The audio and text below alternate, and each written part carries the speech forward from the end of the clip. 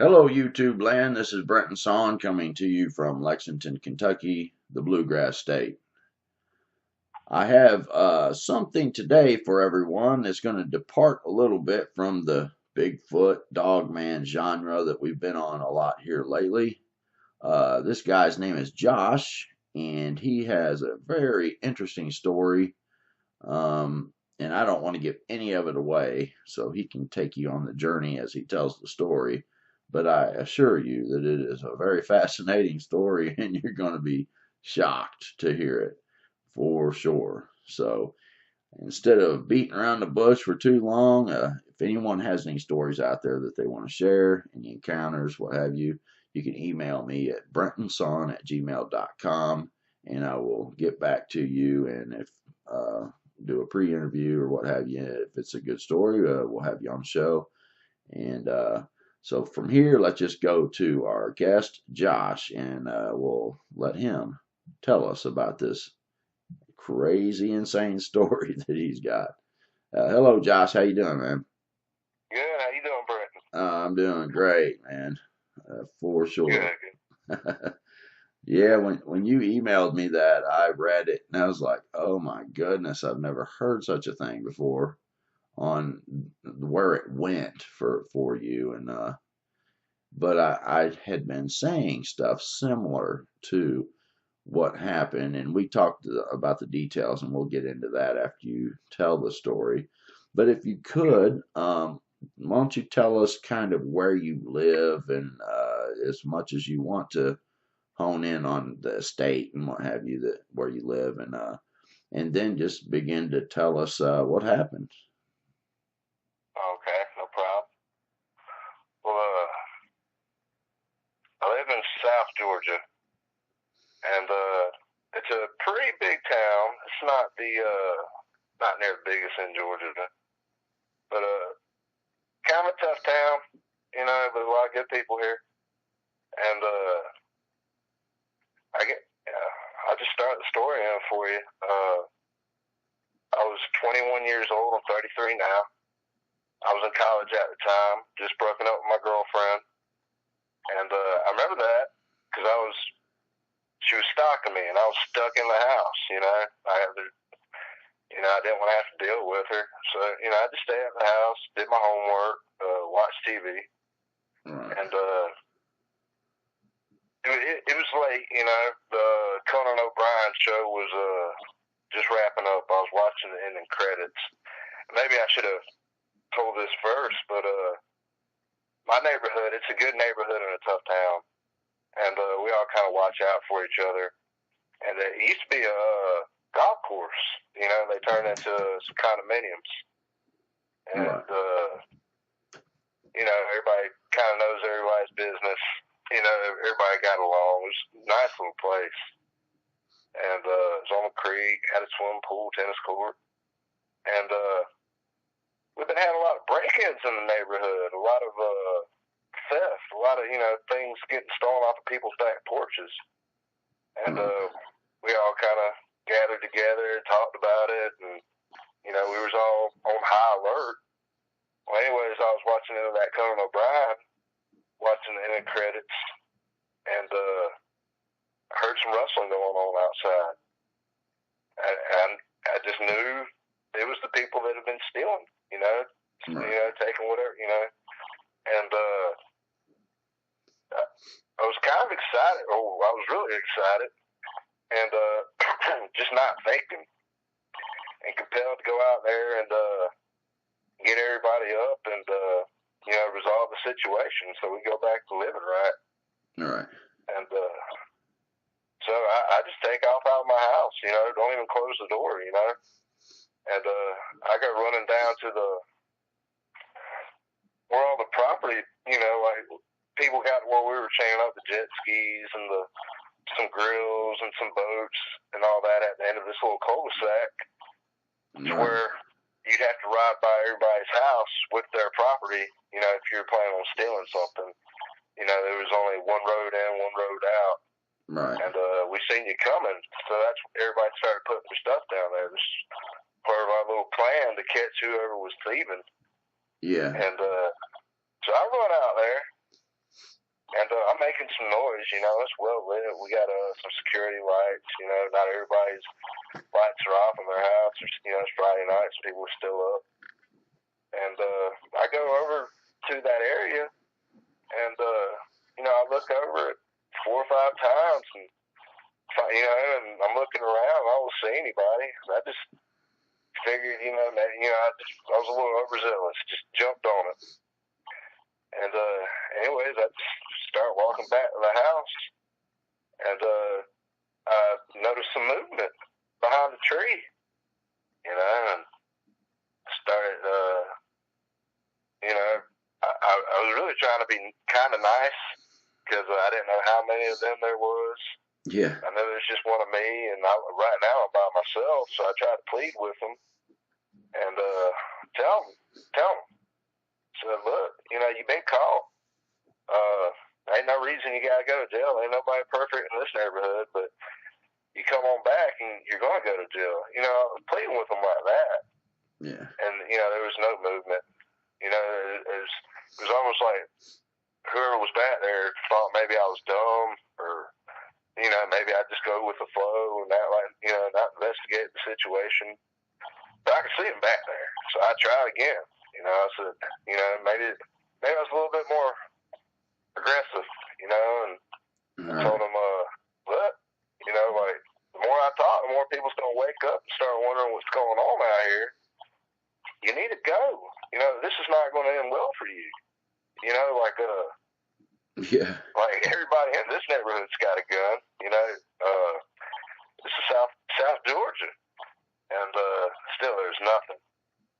And I guess by this time, I got mad, and you know, decided there's only one way. You know, I was like, just gonna have to go down and get face to face with whoever it is, and whatever happens. So I started walking over that way. But you started getting loud to try to maybe wake the neighbors up too.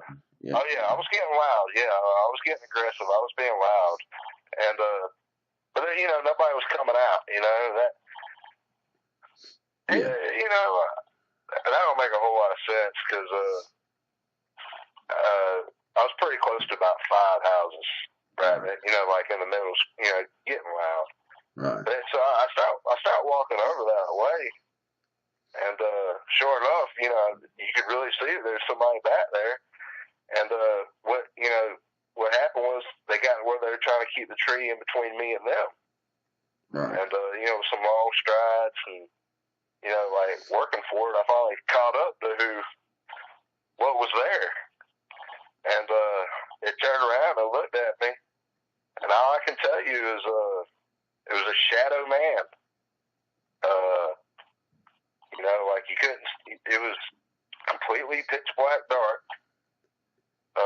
The figure was, even though it was well lit around, even though it was nighttime, so I didn't have perfect vision of it, but I was arm lengths away from it, and we sat there and we both looked at each other for a minute. Right. And so when you first came up on this thing, it was trying to go around the tree as you were. Right. So you were walking around the tree, and it was trying to stay on the opposite side, so that. Yeah, so we couldn't meet face to face. You know? Yeah, so it was being very resistant for a long while there, and you were starting probably to get agitated, I reckon. Oh yeah, very much. Yeah. The jig's up. You're caught. You know what I mean? Right. And so right after that, we're staring at each other. And we stare at each other for a little while. We're arm's length away. And finally, I just say to it, I said, "Hey, what are you?" You know, I didn't know what it was, so I was very polite. Yeah. Like when I was yelling at it earlier, I wasn't so polite now. My language wasn't clean. Well, give a description of the thing as much as you can before you go and tell what it did, because I think that's very interesting too. Okay, all right. So I'm looking at this thing, and you know, I'm sizing him up, and it's not a big fella. It's about 4 foot tall, maybe a little taller, maybe 3.5 feet tall. He ain't tall, and you know, he's got 2 arms, 2 limbs. He's bipedal, just like a human being would be. You know, I didn't look at fingers. I didn't count fingers or toes. All right. The head on this thing now, the head fit the classic gray alien head. And now, when I tell you this, it's going to sound weird, but there's no features on this thing. I saw no features. Like, I'm staring at it where the eyes would be. Right. I don't see anything, but it's definitely dense. You know, like, but once again, I don't have it's not a daylight. I don't have perfect light on it, so there could be features that I just can't see, you know? Right. But, so I'm looking at him, and, his head, that head, like, we're not standing completely still. Like, I'm moving, and that head, the cone-shaped head just keeps popping out at me. Right. So, finally I asked him, I said, "What are you?" And now, Brandon, I don't know what I said in his mother tongue. This thing jumped out at me. Like, he was engaging in a fight. Yeah. And, I just happened to grab this thing, like when he's coming out at me with his arms open. And I was able to grab his arms and pin him down to his side with my forearms and biceps and grasp my hands behind him. By this time, but like when he jumps at me, his back's faced the tree, if that makes sense. Yeah. And I grab him and I pretty much spear him into that tree. And I got him on the tree, my weight on him, his arms to his side, my hands grasped behind his back, and I'm digging my head into his head, which it's solid. You know what I mean? This is some kind of entity. Right. And I'm digging my head, breaking his posture, and squeezing him. Like he's not breathing. And next thing I can tell you is I wake up gasping for air, coughing on my couch, and there, and my back door is just opening and slamming and opening and slamming. And this has never happened. This is not normal. But I'm chalking it up to I just had a nightmare. Right. And for some reason, I'm really trying to be as logical as I can about this. For some reason, that door is unlocked, which is real weird. Knowing we're having all these break-ins in the neighborhood. If I was going to go to sleep, or if it had been past 9 o'clock, that door's locked. There's no reason to have the door open, unlocked. Right. But this door's open and slamming, and I chalk it up like bad dream and whatever's going on here. So I get up, I close the door, and I go sit on the couch. I calm myself down, chalk it up to a bad dream. Right. I guess I started, starting to drift off on the couch. And before I know it, that door's opening and slamming again, opening and slamming. So, yeah. And it was doing this like hard. Oh yeah, this is hard. This is like a grown man giving it all he's got to open and slam this thing. Wow. You know what I mean? He's slamming it so hard, or whatever's slamming it so hard that it's just bouncing back open, pretty much. My goodness. So I get over there and I lock it again, and even though I try to give it the benefit of the doubt, the situation. I try to give the situation the benefit of the doubt and say that that must have been 2 mistakes I made in one night, where you don't want to keep your doors unlocked. Right. And it's really hard to calm down now. Right. And but eventually, I start to calm down, start to try to nod off, but I'm not asleep at this point. My eyes are closed, and that door starts opening and slamming again, just like the first 2 times. And by this time, I've had it. Yeah. So, but you knew you locked it. You were willing to say maybe I forgot. This door's been locked. Yeah. I mean, where you had thefts in the neighborhood, you're pretty darn sure you locked it. The doors were locked in your house. After you woke up, you were going to say, okay, maybe I dreamed, and you're trying to be logical. And then when it's opening and slamming, you went over there and said, okay, well, I usually lock the door because of these thefts. So you lock it and you go sit back down. And then you are Right. even still willing to say, well, maybe I overlooked locking it when I went and locked it again. But That's right. you know darn well that you locked it and you double checked it and you were pondering about it being unlocked, right? 100%. 100%. All Like, right. So I can tell you I locked that door 2 times. Go ahead. right. Okay. I just want to make the point for the listeners is that you are pretty good about locking your doors because of what was going on, and there's no way that you didn't lock your door that many times, even if you're willing to just say maybe I forgot once. But there's no way you forgot 3 times. This thing was unlocking the door and slamming it, and um, That's right. okay. Proceed, I guess. Okay. And then, we're wrapping it up here, but finally, that third time I get up ready to fight. I'm just sure there's something, but I get up cussing and I'm yelling like, why don't you come on out, round 2? You didn't like it the first time. I can only look at you as a coward, because you can't come out, you can't show yourself. Whenever you get ready, the offer stands, and that's when it left me alone. So when you got angry, it basically quit messing with you after that, and you locked the That's door. How hard was it for you to go back to sleep at that point? Oh, I didn't sleep. I don't blame you. I don't know how you went to sleep at all. Anyway. Well, I've had a lot of experiences, and like when people tell you you're crazy, you just you justify what happened to you in your head, and you say, well, I'm crazy. I just had an episode. I need to calm down. Right. But So let's go back for a second now. Because uh-huh. this is something I've been talking about for a while. Because whenever I bring up the subject of do you think these things or whatever, whether it's Bigfoot, Dogman, or whatever, I said, do you think these things are supernatural? And then they say, well, sometimes I think they are, but then they're seen eating on the road, or and then I swear that they're flesh and blood. And Right. and I was talking to you about when Apostle Paul was talking about there's different kinds of flesh. He said not all flesh is the same. There's flesh of fish, there's the flesh of beast, there's terrestrial flesh, there's celestial flesh.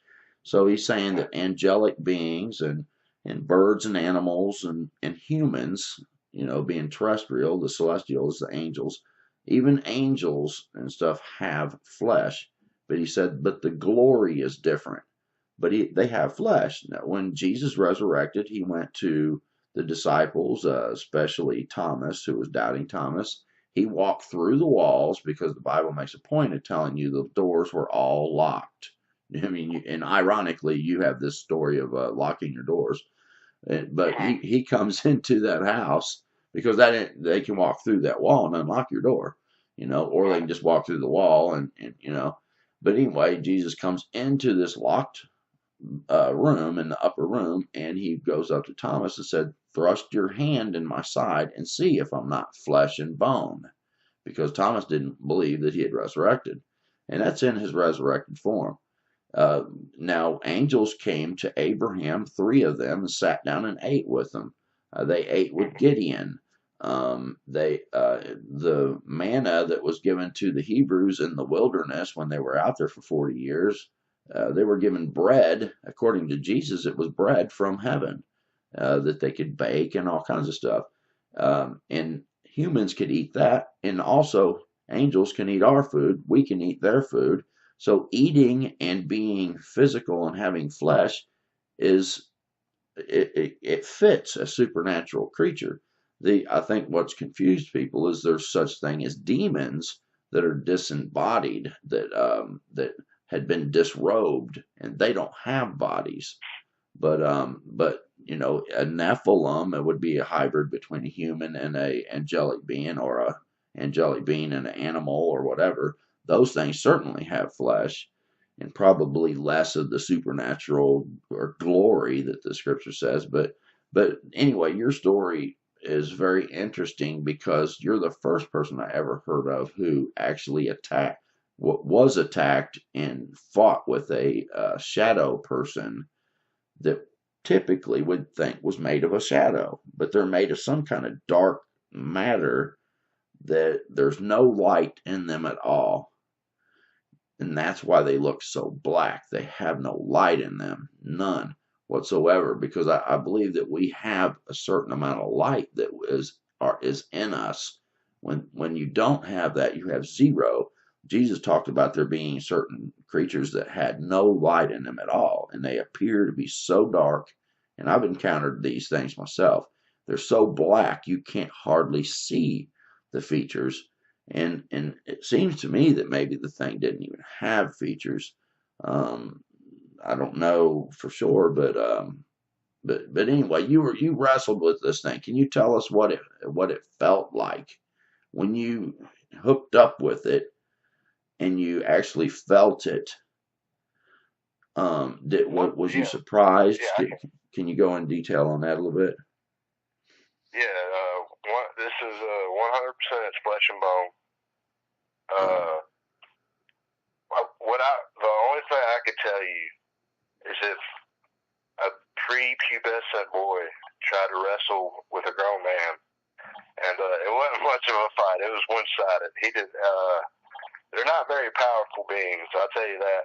And from the way he ran away from me around the tree, I wouldn't say they're too bright either, man. I would say more or less, they had the ability to, walk through walls. You know what I mean? Right. But I refuse to call them extraterrestrial because they're not more than we are. Right. In fact, anybody that deals with this situation, I would encourage you to try to fight this thing, or at least let it know who the boss is. You know what I mean? Because we're supposed to run this earth, not them. Right. And I think we're forgetting that, and sometimes because it's scary, we give these things powers that they don't have, and I think that's how they operate. Right. But that answer your question? Yeah, the fear. They definitely play off of that. Right. Now, so what do you think happened to where you were outside?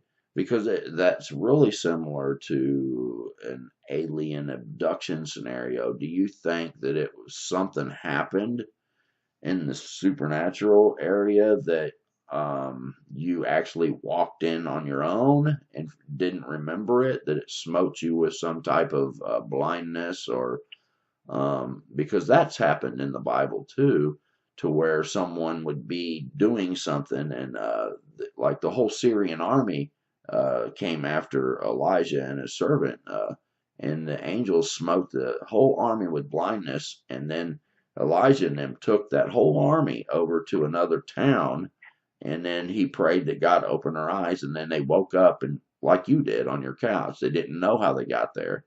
And so do you think it was something supernatural, or Well, like we talked about it yesterday, and this way I'm gonna tell you the same thing. Like that's everybody has their opinion.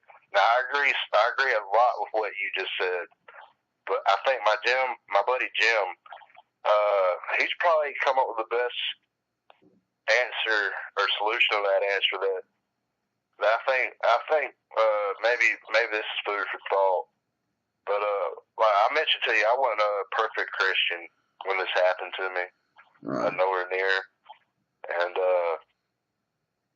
but I really think God just took pity on me, and I think maybe my guardian angel was sent to save me. Right. Because when I woke up on that couch, I didn't have a bruise on me, I didn't have a cut on me. Somebody took care of me. Right. Yeah. And that's just that's how I'm gonna look at it. Everybody's got their own Right. Yeah. Well, I mean, maybe it was your guardian angel that came and he. They have abilities to make you not remember, and on both sides, and people that Yeah. have abductions, a lot of times they don't remember, or even. I mean, I had an encounter with the demonic being, and I physically had an altercation with it, and I don't remember what happened right after I went to bite it. Uh-huh. And my sister walked in on it and she saw it and she doesn't remember either. She said, "What happened right after you bit it?" I don't know, man. I don't I'm remember glad you either. did But it it. was real. I mean, I had a witness, so I mean, it happened. I couldn't even say I dreamed it. So I think maybe, yeah, that's what I thought maybe happened was that somehow God intervened and He caused me not to remember it, and I went back to bed after. That's exactly how I feel in my situation, Britt. Yeah, 'cause I was in the hallway like you. I wasn't near my bed. I wasn't asleep and stuff. I was in the hallway on other end of the house, and bam. So I mean that's a good explanation that you were fighting with this thing. Something intervened, run that thing off, and you were smote with this. Whatever they call it different things in the scriptures. Um, Right. and then and you went back into the house and you were caught and laid down and you were caused maybe not to remember it, and then the slamming, maybe the thing came back or another entity came or something like that. I don't know. That's kind of a hard part to fit into that scenario. But I do believe that sometimes things are so traumatic we cannot remember too. Um, Yeah. I mean, you were wrestling a shadow person. Oh my goodness. Yeah. you know, Yeah. and some I wouldn't want people to do it again. now some people might try to say that you had sleep paralysis. How confident are you that you really were awake and you really did go outside and you really did walk down the street and you really encountered this creature?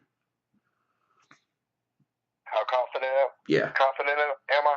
right. Yes. About 100% confident. Yeah, I'm a night owl. right. I'll stay out until 4, 6 o'clock in the morning. You know what I mean? Right. I Yeah, wasn't feeling bad. right. I agree with you. Just to let you know, I've had people try to tell me my encounter was sleep paralysis, because I've had a couple different that I've posted, a couple encounters, but the one where I had the witness, how can you say I had sleep paralysis when I had a witness that walked in on it? Did that person have sleep paralysis at the exact same time, the exact scenario? You know what I'm saying? That doesn't even make sense. And I have had sleep paralysis kind of thing before, and I always wake up and know that it was sleep paralysis. I've never been confused about, you know what I'm saying? I know when I I'm do. awake. you know, uh, Brent, I just want to throw this point at you. I think that's how they operate. right, I think they can manipulate people's thoughts, and I think these things stick with you, and they manipulate the people around you to manipulate you. Uh, right, but you know what you saw. Uh, right, that's all you need. That's your experience. right. Can't nobody take it away from you. Yeah, right. Yeah. You know when something happens, there's a knowing about it, and every time I've ever had a bad dream and I thought that I was awake, I at some point I wake up and I know it wasn't a dream, and it feels different. That you realize that felt dreamy, but a real incident, it's real. You know the difference between dream state and reality when you're awake. You know what I'm Well, saying? You never. and I've had nightmares where it felt so real, Right. but then you wake up. You know what I mean? Right. And Then I went to bed. That was all a dream. This right. is the only incidents I've ever had like that in my life. Right. Yeah. Yeah. Yeah. Even though you woke up but you knew the other part wasn't a dream state because reality, I've never been awake and was confused and thought maybe I was asleep. Right. I've been asleep and confused and thought I was awake. Yes. but there's a difference. You know what I'm saying? Yes, I, sir. I've actually even one time accidentally came out. I got up from bed, walked into the kitchen, and was sitting there flicking the light, and I couldn't turn the light on. Well, I thought, well, heck, fire, the light bulb's out or something. I was flicking, flick, trying to hit the thing, and I realized, dude, that I had gotten up and come into the kitchen, and I was not in my body. So I was like thinking, because my hand was going through the switch. Wow. So I was like, oh my goodness, and it kind of freaked me out a little bit. So I started walking back to my body, my Right. bedroom, and then all of a sudden, I don't remember anything else. It's like boom, and I wake up, but I felt like I was actually up, and it was real. And I don't know, that was just a little tidbit there, but so there are some situations that can be different, but and confusing a little. But when you're awake, you're awake, and you don't confuse that with dream. And I believe you wrestled with an entity, and they are solid, just like we've been saying. So this little thing, it was spindly. It was it never did, other than try to attack you. It seemed to be trying to avoid you more than anything else until you basically cornered it, right? Very much. Yes, sir. Right. Wow. So, do you think the door opening and slamming was it, that thing that had come back, or something else? Or maybe it was your guardian angel trying to wake you up, saying, "Don't go back to sleep right now." Yeah, that's a possibility. I don't know. I know I got angry. When I got angry, it stopped. Maybe it was a last ditch effort to get some kind of control over me, or to get its fix of my fear or something like that. But Right. yeah, when you tell it how it is, they don't like it. Or maybe, yeah, that might be the case. And but I was thinking of another possibility. Maybe it was the guardian angel that came and helped you. If that was the case, that he was doing this over and over to get you to get mad enough to say, get out of here. And so before he was going to leave, he was going to make you get mad to confront it instead of going laying back down. I like all those ideas. Yeah. It Just could be any one of those. Yeah. That's why we call the show Mysteries to Search. We search these things out. We have to theorize a little bit, on some of it. But you have a fascinating story.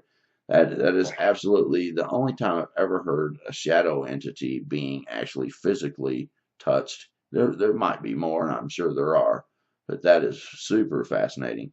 Now, have you ever had any other incidences with some type of supernatural creature after that or before that?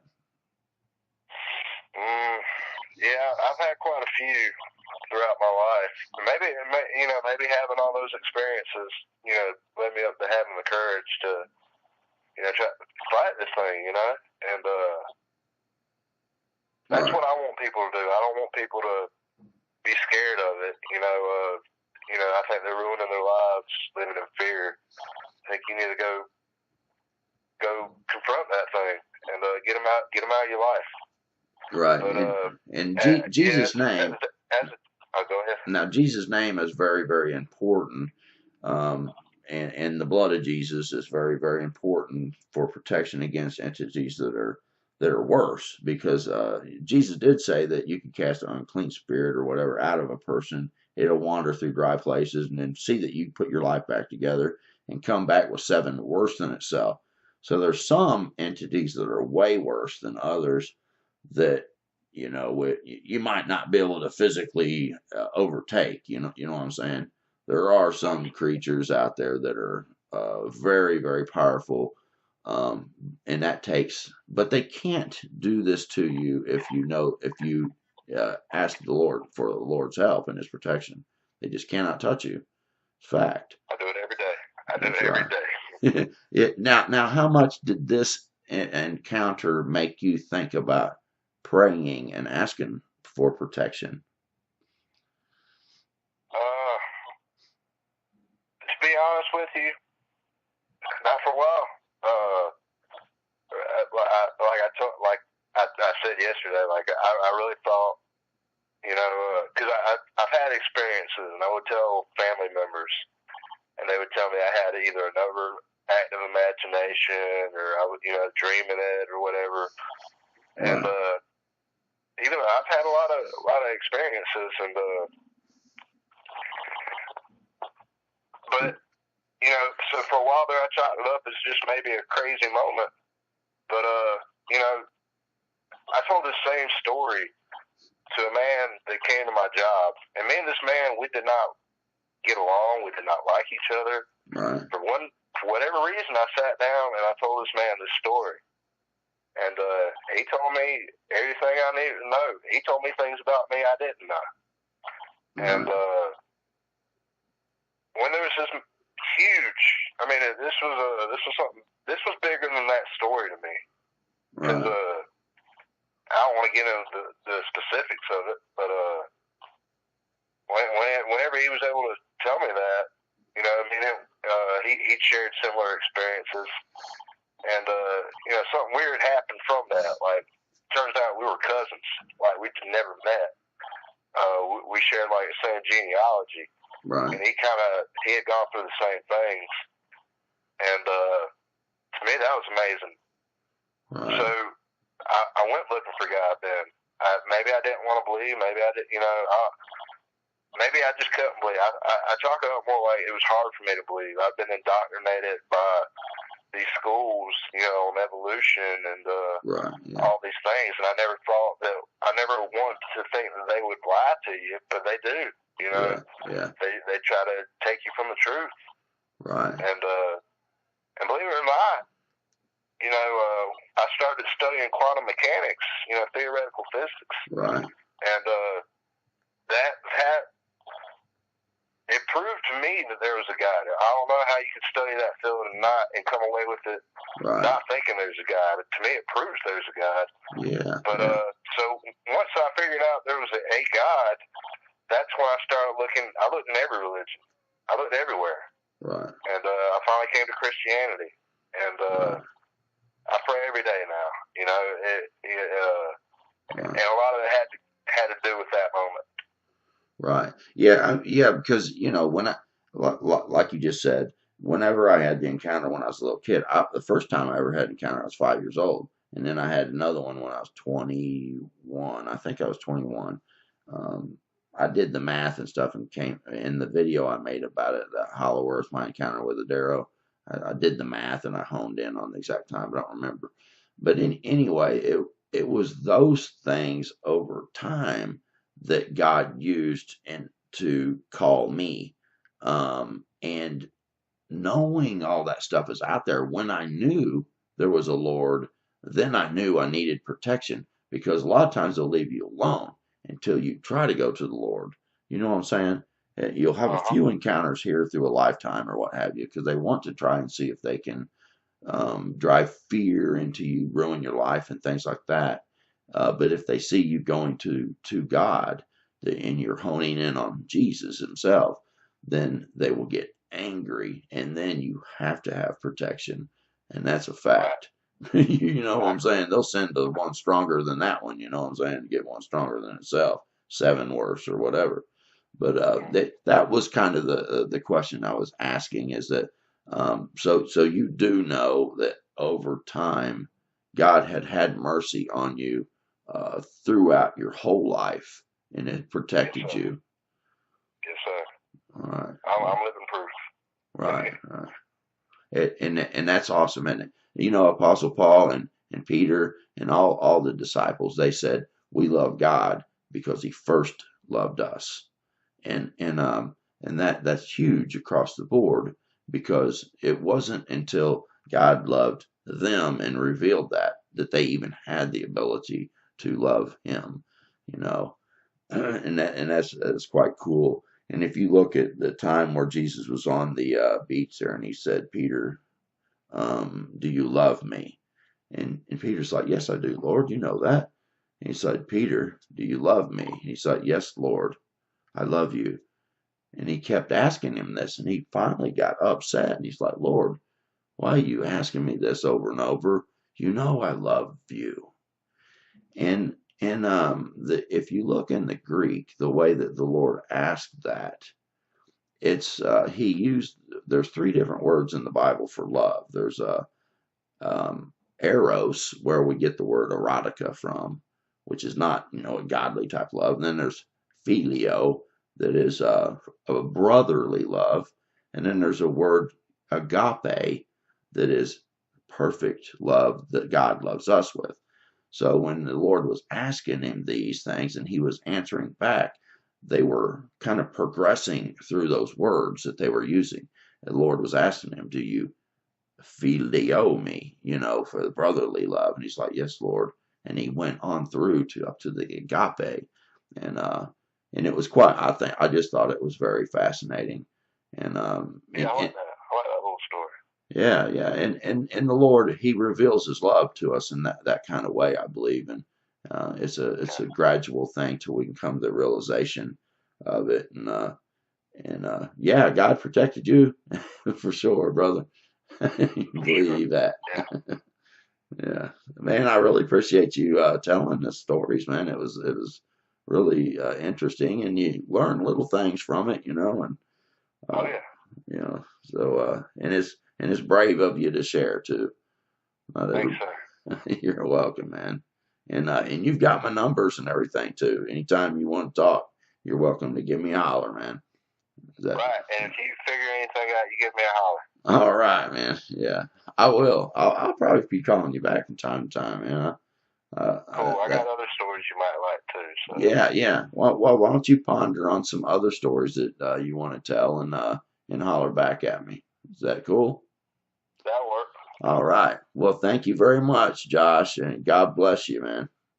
God bless you too. Thank you, Brett. Talk to you later. Thank you. Bye bye. Bye. All right, YouTube land.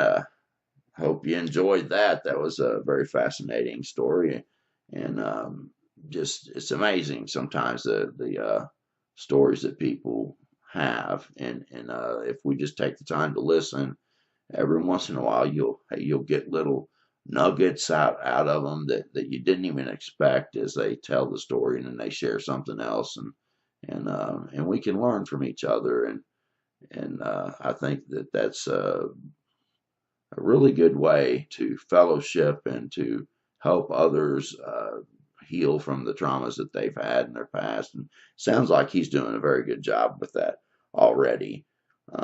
But sharing sometimes helps others because other people that have had these kind of things haven't begun to share and they still suffer in silence over it. So, anyway, we appreciate Josh. And so, thank you very much still. Yeah, Josh, if you watch this video all the way to the end, you get a second thank you there for sure. And I'll be talking to you. YouTube land, thank you very much. God bless you. Like, share, comment, and so make sure you're subscribed if you're not.